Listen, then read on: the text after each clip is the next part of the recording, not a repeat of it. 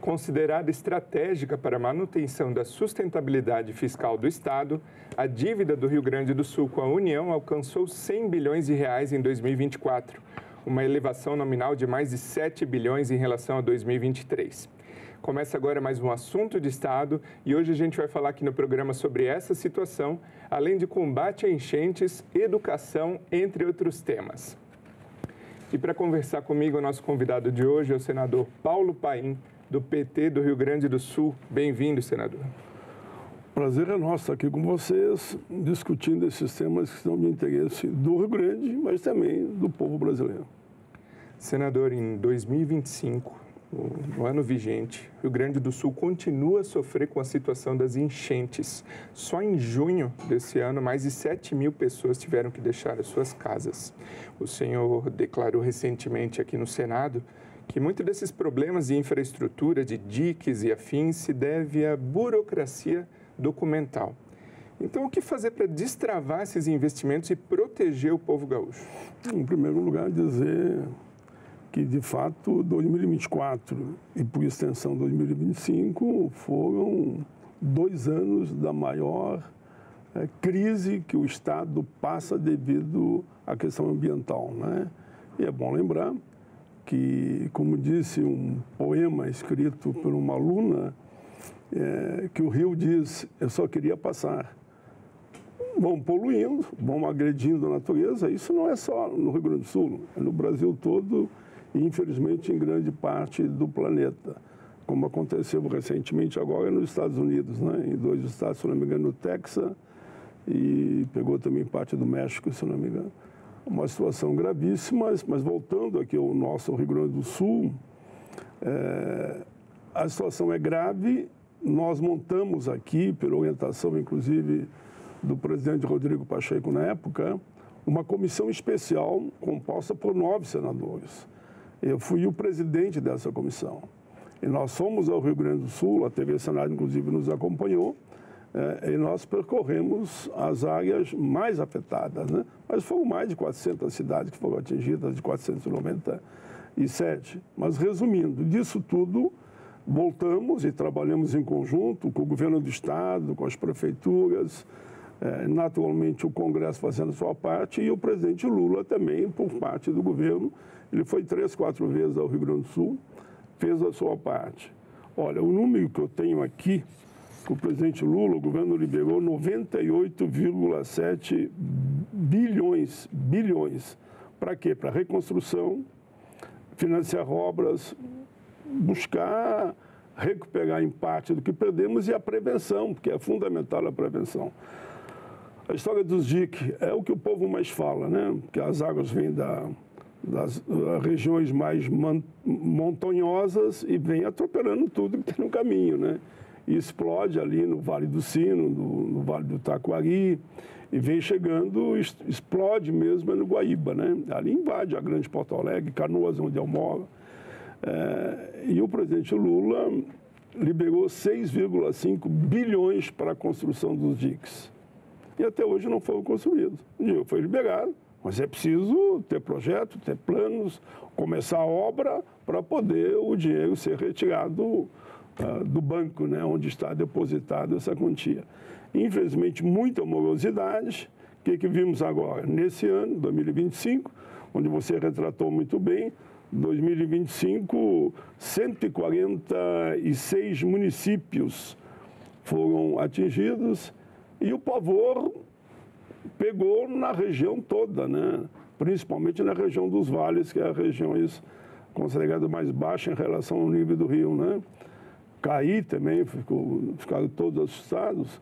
Calculem, tem amigos meus que moram em Canoas, na parte considerada mais baixa, que é a Matias Velho, onde o ano passado inundou totalmente, né?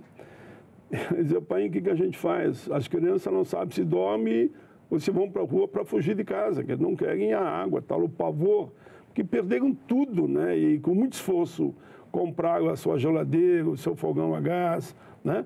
Recuperaram a casa. Claro, houve ajudas por parte do governo nesse sentido também.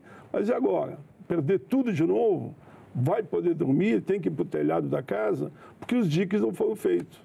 Né? Seriam as barreiras de contenção, da onde as partes mais vulneráveis do circuito que os rios vêm, porque todos os rios lá, infelizmente, caem no Guaíba. Então, tu calcula, a água vem e vai invadindo a região. À medida que o Guaíba não dá conta de jogar no mar, a água vai represando e vai invadindo as cidades. A dúvida da população é justamente por que não foram feitos. E aí o senhor respondeu, burocracia documental. Mas em situações assim de calamidade, de emergência, a própria legislação prevê uma flexibilização em termos de burocracia de contratação, né? Com certeza absoluta. Tanto que o ministro-chefe da Casa Civil foi lá por 2, 3 vezes para cobrar a implantação, a operação. Uns jogam que os prefeitos não mandaram o projeto. O governo do estado, os prefeitos, por sua vez, diz que faltou conexão adequada com o governo do estado e com as empresas responsáveis. Enfim, só sei que os diques não aconteceram, não saíram ainda. E as chuvas voltarão ano que vem. Eu acho que termina esse ano, em seguida passa verão e as chuvas voltarão novamente. Por isso que nós aqui, inclusive no Senado, essa comissão que já encerrou o prazo dela de trabalho aqui no Senado, estamos pretendendo fazer uma visita lá daquilo que chamam de fiscalização da operação das obras, para cobrar que realmente esses 6,5 bi sejam usados, os diques sejam construídos para que a gente proteja a população. Eu vim da área de acidente de trabalho, fui técnico de segurança de trabalho, fui metalúrgico, fui marceneiro, enfim. E a grande palavra para mim, chave em matéria de acidente, é prevenção. Se não houver prevenção, não adianta depois chorar e dizer que perdemos 100, 200, 300 pessoas, como aconteceu. Por isso tudo é que nós pretendemos, inclusive, retomar essa comissão, não para que ela fique 1, 2 anos ou 8, 10 meses, mas pelo menos ir lá para ver como está a situação dos diques. Né? Porque o dinheiro foi liberado. Nós podíamos fazer isso. Depois que nós, de parte do parlamento, de parte do governo Lula, libere o dinheiro, bom, compete as autoridades do estado e da região tocarem a obra mediante, claro, a fiscalização, mediante um trabalho de disputa, né, de empreiteiras, que muitas querem pegar. Mas não pode também, com preço irreal, você assinar um contrato, né? Senador, o senhor foi relator aqui no Senado do projeto que criou a lei que permite, autoriza descontos na quitação e também renegociação de crédito rural aos produtores. Quão importante foi essa lei, e é essa lei, para esses produtores rurais que foram afetados de forma relevante por essa catástrofe? Olha, esse foi um movimento feito de baixo para cima, de parte dos próprios produtores rurais, que chegou no Congresso e eu fui indicado para relatar a matéria. Isso é fundamental porque eles perderam tudo. Como é que alguém perdeu tudo, vai pagar a sua dívida ou vai poder reconstruir aquilo que a água levou?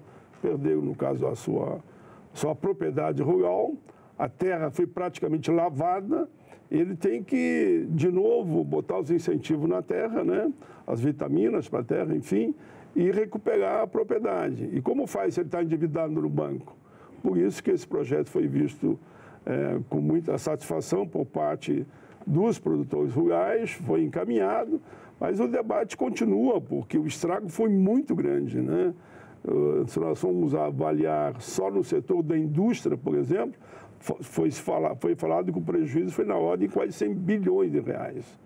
No campo foi mais do que isso ainda na área rural, por onde a água passou. Foi um passo dado, mas foi dado outros passos também, né? Eu fui relator de um outro projeto e que diz que a dívida do Rio Grande não seria paga durante 3 anos, né? Isso trouxe uma economia, inclusive tomado nota, que dívida do Rio Grande do Sul, que eu fui relator. O projeto que nós aprovamos aqui no Senado suspendeu o pagamento da dívida por 3 anos. Só que, com a União. Com a União. Justamente a respeito desse tema, a gente até preparou uma arte para falar mais a respeito. Vamos colocar na tela. Então. Tem tudo a ver com a dívida, né?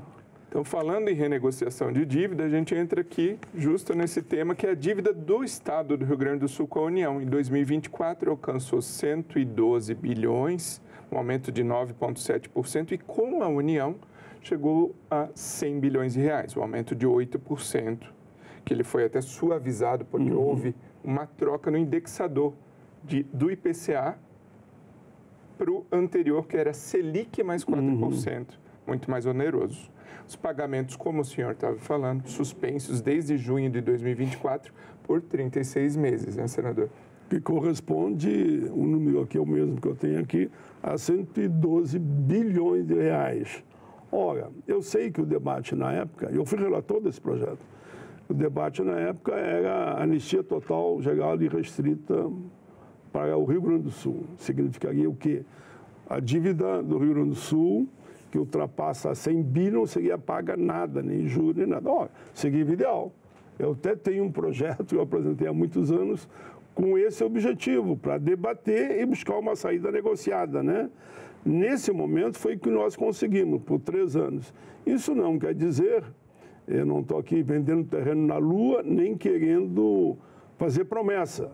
Não quer dizer que daqui a 3 anos, se a situação do Estado continuar, infelizmente, com as dificuldades que nós nos encontramos hoje, provavelmente poderemos ter mais um prazo, quem sabe, de mais 3 anos, até que o Estado consiga voltar a pagar a dívida mensalmente.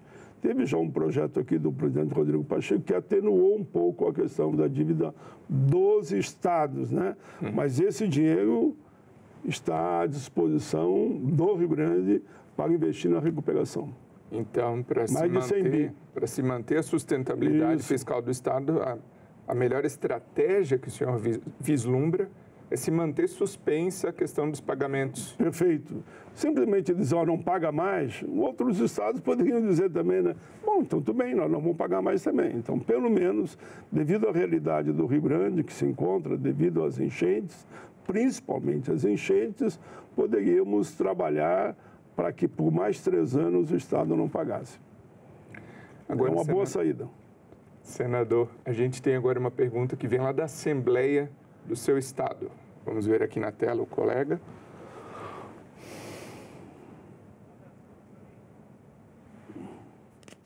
Olá, sou Maurici Filho, repórter aqui da TV da Assembleia Legislativa do Rio Grande do Sul.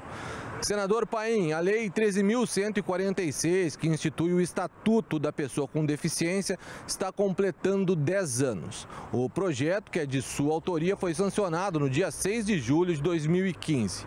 A Lei Brasileira da Inclusão, o LBI, como também é chamado o Estatuto, existe para promover a autonomia, a inclusão e a participação plena das pessoas com deficiência na nossa sociedade, garantindo assim condições de igualdade no acesso aos serviços públicos. A pergunta que eu lhe faço é a seguinte: qual é a análise que o senhor faz dos avanços que nós temos hoje no Brasil com relação à inclusão das pessoas com deficiência 10 anos depois da criação do Estatuto? Obrigado. Olha, o nome dele? Maurici. Maurici. O Estatuto foi uma obra de arte construída de baixo para cima, né? As pessoas com deficiência me procuraram e passamos então a debater. Foram acho que uns quase 15 anos de debate, viu? Não é bem fácil assim. O Estatuto de Idoso eu demorei quase 20. E o da igualdade racial foi uns 12 anos. Para construir um estatuto, que ele é quase a Bíblia da área, né? Como a Bíblia é importante para as religiões, no caso a religião católica principalmente. E nós construímos com muita audiência pública, com reuniões aqui no Congresso, na Câmara, no Senado, até que chegamos nesse ponto. É inegável que esse estatuto ele traz benefício, por exemplo, na área da educação, buscando a educação inclusiva, permitindo que as pessoas com deficiência possam estar no mesmo espaço físico que aqueles que não têm deficiência. Foi uma luta, mas está praticamente assegurado, sem prejuízo de cuidar os casos mais considerados graves, né? Além disso, a política de cotas também funciona com muita firmeza para que as pessoas com deficiência possam ter direito ao trabalho, uma política de cota que vai até 5%, isso também foi um avanço. A sensibilidade nas praças, nas ruas, nos ônibus, enfim, no transporte também foi visto com muito carinho e avançou bastante. Eu diria que de lá para cá, se analisarmos a situação das pessoas com deficiência, nós tivemos aí um avanço de em torno de 60%. Falta ainda muita coisa que somente a regulamentação total do Estatuto que vai assegurar. Por isso, agora que nós estamos completando, né, os 10 anos do Estatuto da Pessoa com Deficiência, muitos debates aqui no Congresso, nos estados. Eu estou sendo convidado para ir a diversos estados para aprofundar o debate e buscando sempre aprimorar. No meu gabinete, eu sempre tive pessoas com deficiência, tanto no Rio Grande do Sul como aqui em Brasília, né? Aqui no anexo ali no 22º andar. E eu sempre digo, pela experiência que eu tive com eles, eu tive cadeirante e tenho 2 deficientes visual, um lá e um aqui. E 2 com posição estratégica no meu gabinete. As pessoas com deficiência só precisam de oportunidade. Deem oportunidade que elas mostram toda a sua capacidade. Ambos se formaram, ambos em curso de nível superior e são fundamentais, são, digamos, imprescindíveis no meu gabinete. É um caminho que nós vamos ter que seguir, que, sem sombra de dúvida, baseado no Estatuto, se for todo ele regulamentado como deveria ser, nós teremos avanços aí para chegar, não digo no 100%, né, de aplicação, mas pelo menos 80%, 90%.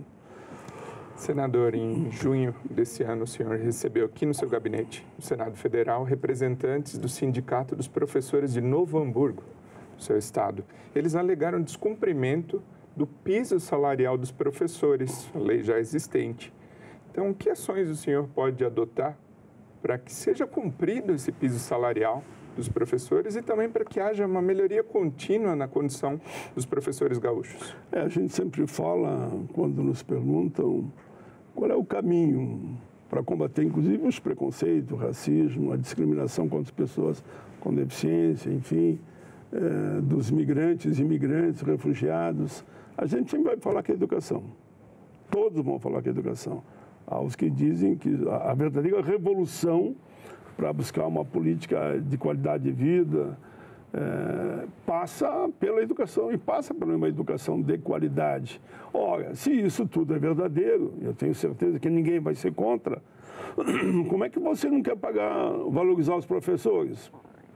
A violência, inclusive, na sala de aula, tem um projeto de lei nesse sentido também, para combater a violência na sala de aula, onde os principais agredidos são os professores, viu? Porque se dá um problema entre o aluno, ele vai lá para tentar defender o aluno, dar a sua vida até, como aconteceu muitas vezes em Santa Catarina e em outros estados também.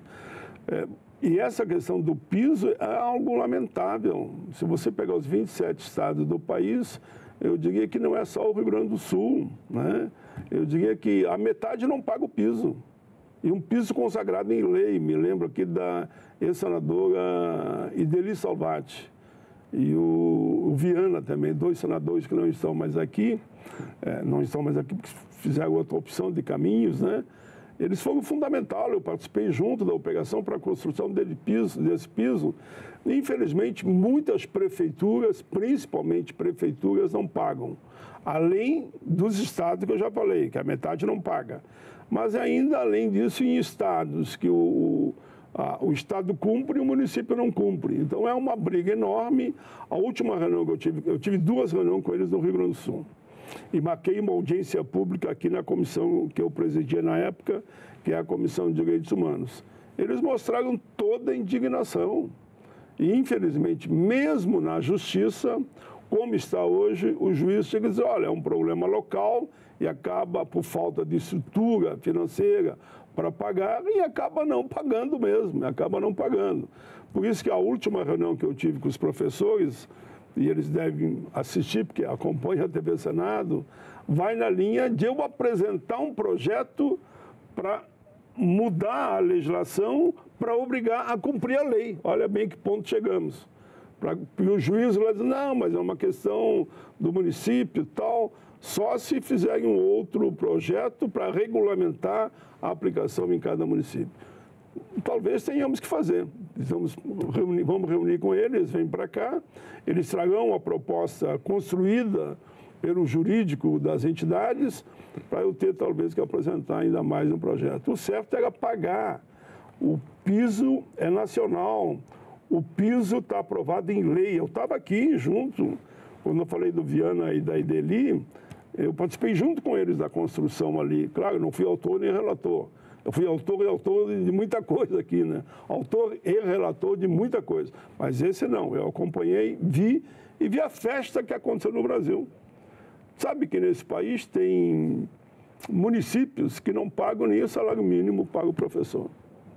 É triste, mas é verdade. Ora, mas se não falta lei. Se a alegação é inviabilidade financeira, quando se chega ao judiciário, como o senhor falou, alega que o município não tem condições, não seria, talvez, o momento de rever a lei de responsabilidade fiscal para que haja uma reserva financeira para a área de educação? Tudo isso é que nós estamos trabalhando nesse novo projeto de lei.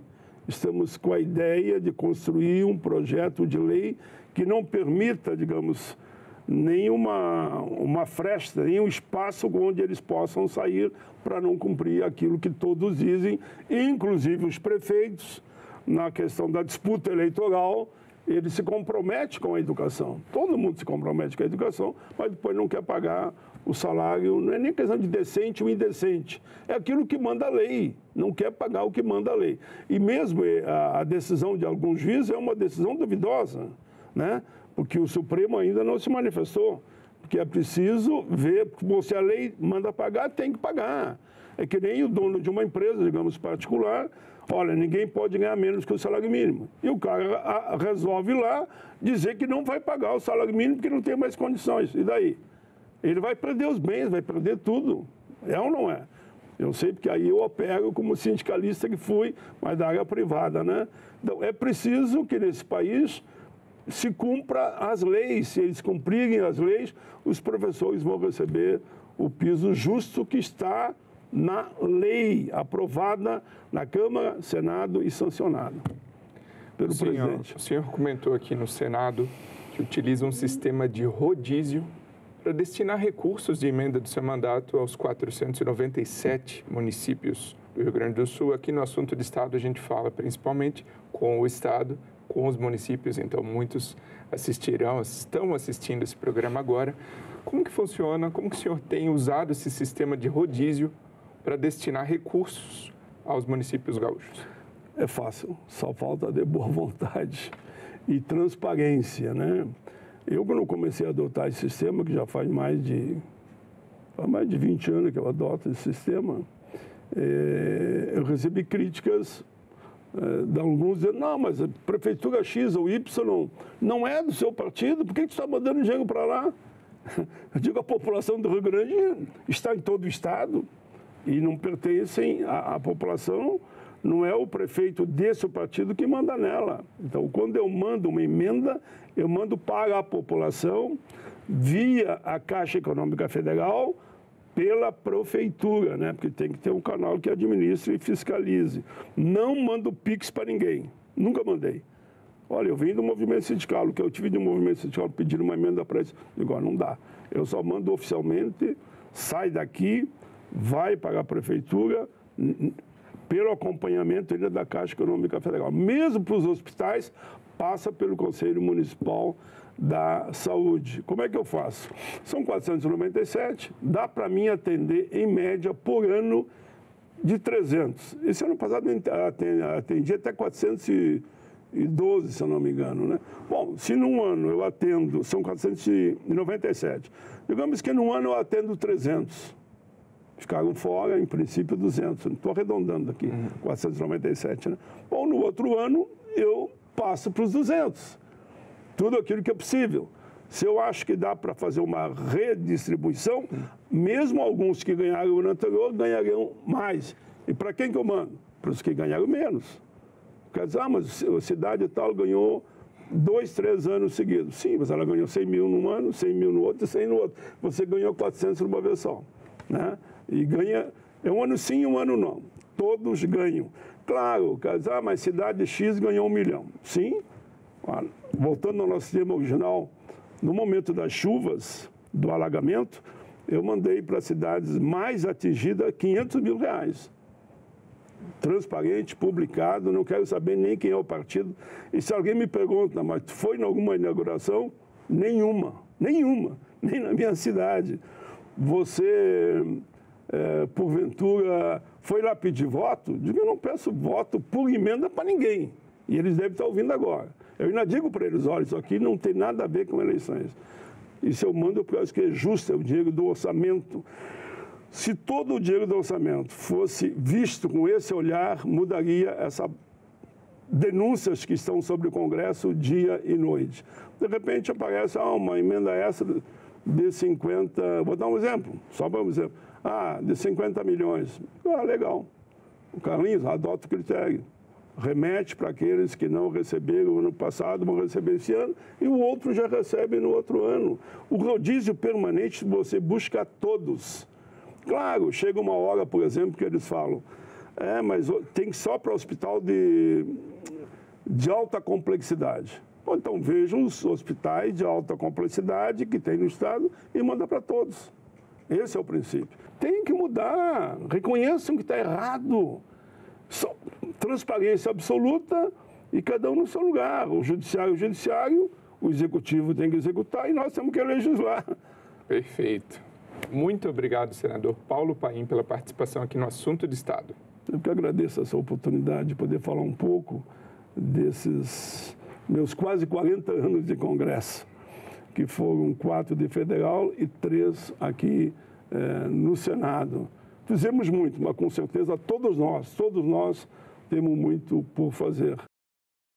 Obrigado também a você que nos prestigia com a sua audiência. Essa entrevista já está disponível para você rever ou compartilhar no nosso site senado.leg.br/tv ou também no nosso canal no YouTube. Aproveite e se inscreve lá. Até o próximo Assunto de Estado.